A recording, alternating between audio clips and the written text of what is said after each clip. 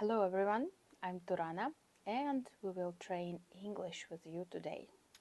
We are covering 3 points today. The basic problem in English when we already have a level, how to train when you already have a level, and what are the exact next steps after you watch this video. I've been training English since 2013 and I've gone through thousands of lessons, and what I've seen, when we already achieved a specific level, we can communicate, we know some basic vocabulary, and we even can speak.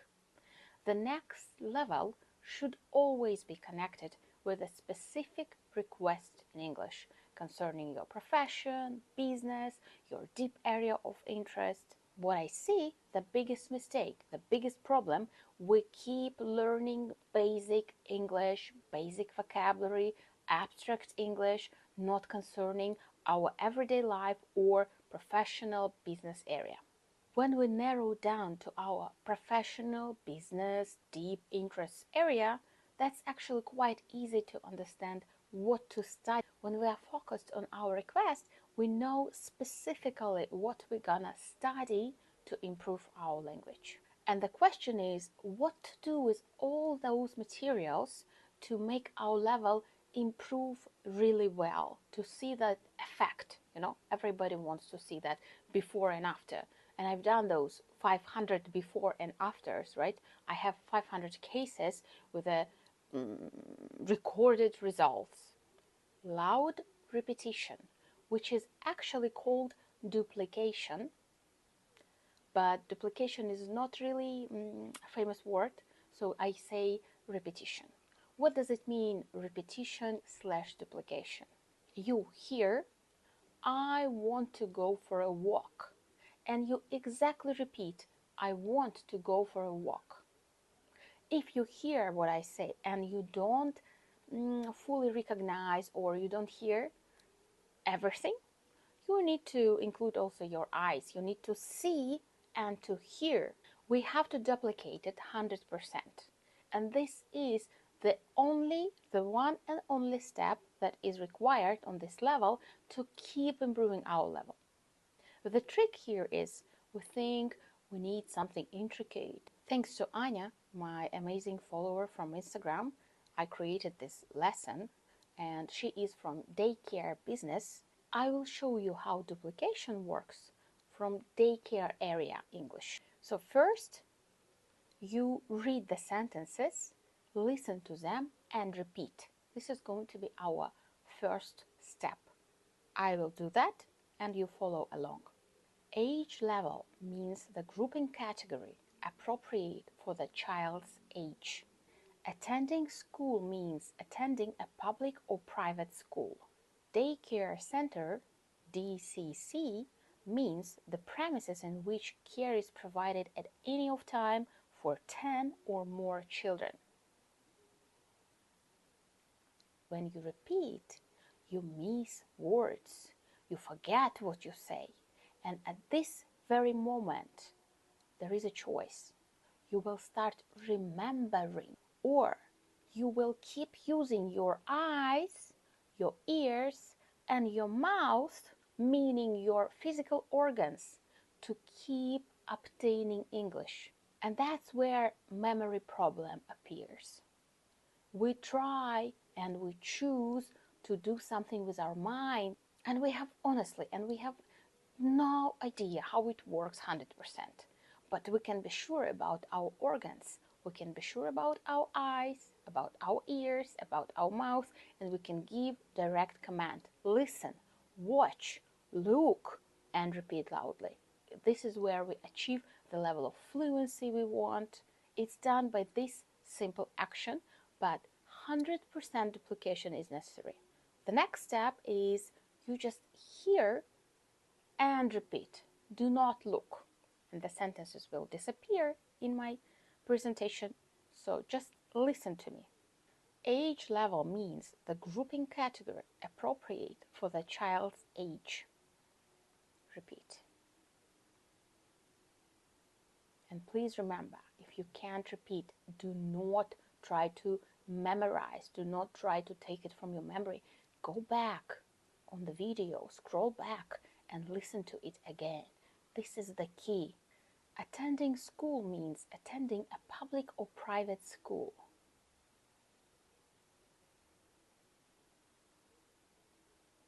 Daycare center means the premises in which care is provided at any one time for 10 or more children.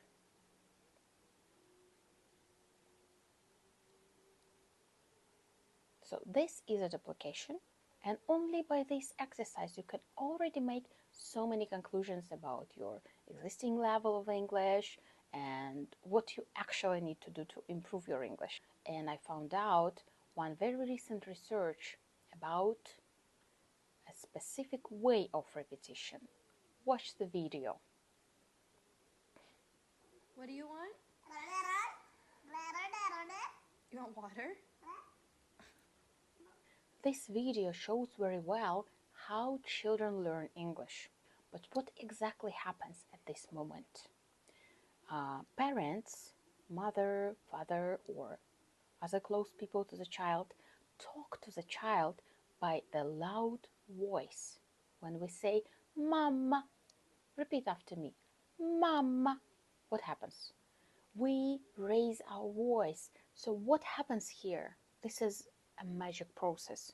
Children respond to those high-pitched waves. When we say Mama, a child is naturally first trying to repeat and then finally repeats those sounds. And this is a language learning. And when we repeat English with this high-pitched voice, we actually create the language. For now, what I need you to do is to try to make this high-pitched voice on our next exercise that I'm going to show you, okay? Literally, the whole body takes part in the language creation, starting from our abdominal muscles, and even our brain is taking active physical participation in this process. The brain is literally moving when we talk. So it's all about the movements. And now we're going to do another exercise, and I'm going to use a grammar to show you how these exercises to create these language machines work. The whole point is to focus on the rule. We do not fully understand the idea of repetitions, and the amounts of it are necessary to actually absorb a rule and to make it something natural for us to say and to use. When I say repetitions concerning the grammar rules, I mean hundreds and hundreds of sentences to repeat to form those easy grammar usage. And also, we add two actions to just repetitions. First, we form negative sentences, and second, we form questions. Let's get an example of present perfect.